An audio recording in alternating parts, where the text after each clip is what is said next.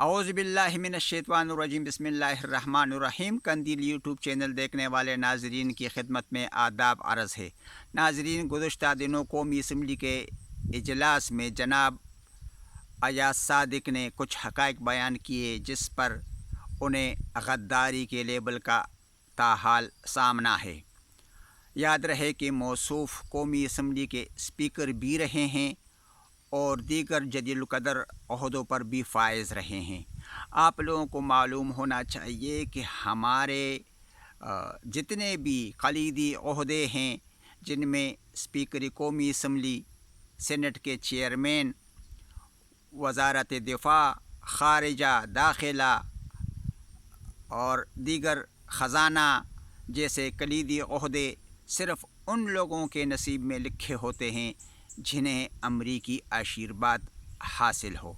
یہ بات میں اس لیے بھی کہہ رہا ہوں کہ ماضی میں ANP کو صوبائی سطح پر اور قومی اسمبلی میں کئی سیٹیں ملی تھی اور وہ خارجہ اور داخلہ جیسے حساس عہدوں کا مطالبہ کر رہے تھے، لیکن انہیں یہ عہدے اس لیے نہیں دیے گئے کہ ان کا ماضی جرنیلوں کی نظر میں مشکوک تھا اور ہے۔ اس لیے یہ کہنا کہ ایاز صادق شروع سے ہی غدار تھے قطعاً غلط ہوگا۔ یہ تمام وزراء، جیسا کہ میں پہلے بھی کئی مواقع پر بتا چکا ہوں کہ جرنیلی سیاست کے پیش نظر GHQ کے اشارے پر کبھی ایک پارٹی میں جاتے ہیں، کبھی دوسرے میں، جس طرح کے سب کاف لیگ میں چلے گئے۔ اس سے پہلے راتوں رات ریپبلکن بنی تھی، جنرل ایوب کے دور میں سب اسی میں چلے گئے تھے۔ اسی طرح سب کے سب اسلامی جمہوری اتحاد میں چلے گئے تھے، جو جنرل درانی اعتراف کر چکے ہیں کہ ہم نے تمام سیاستدانوں کو پیسے دیے تھے، لیکن وہ آج بھی آزاد گھوم رہے ہیں۔ عجیب بات یہ ہے کہ جو اصل مجرم ہے وہ کبھی بھی غدار نہیں ہوئے۔ تمام جرنیل جو آئین کو اور قانون کو توڑ کر روند کر پامال کرتے رہے ہیں، وہ غدار کبھی بھی نہیں ٹھہرے۔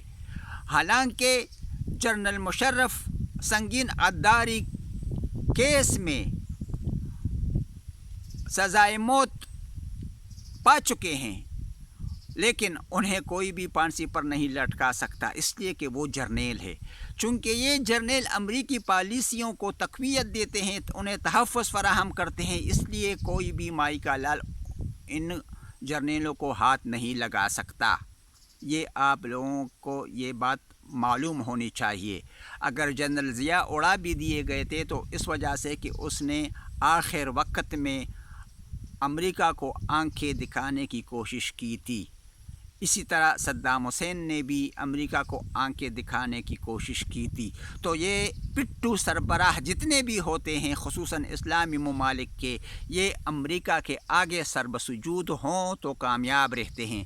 لیکن اگر ذرا بھی نواز شریف کی طرح اختلاف کرے اور شام اور یمن میں اپنے فوج کو ملوث کرنے سے انکار کر دے تو اسے ایسے ذلیل کیا جاتا ہے جس طرح وہ بیچارہ گلی گلی پکار رہا تھا کہ مجھے کیوں نکالا اور مجھے کیوں نکالا۔ یہ سارے ڈرامے امریکہ میرے ملک میں رچاتا ہے۔ لہٰذا دوستو، ضرورت اس امر کی ہے کہ ہم بجائے اس کے کہ غداری اور وفاداری کے جرنیلی سرٹیفکیٹ کے تماشے دیکھتے رہیں، ہمیں میدان عمل میں نکل کر ایران کی طرح اپنے ملک سے امریکی جنازہ نکالنا ہوگا۔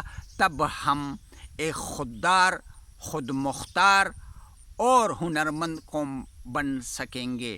ورنہ یاد رکھیں کہ ہمیں اسی طرح روز روز کبھی عدالتی، کبھی قومی اسمبلی کے اور کبھی تخریب کاریوں کے تماشے دیکھنے پڑیں گے۔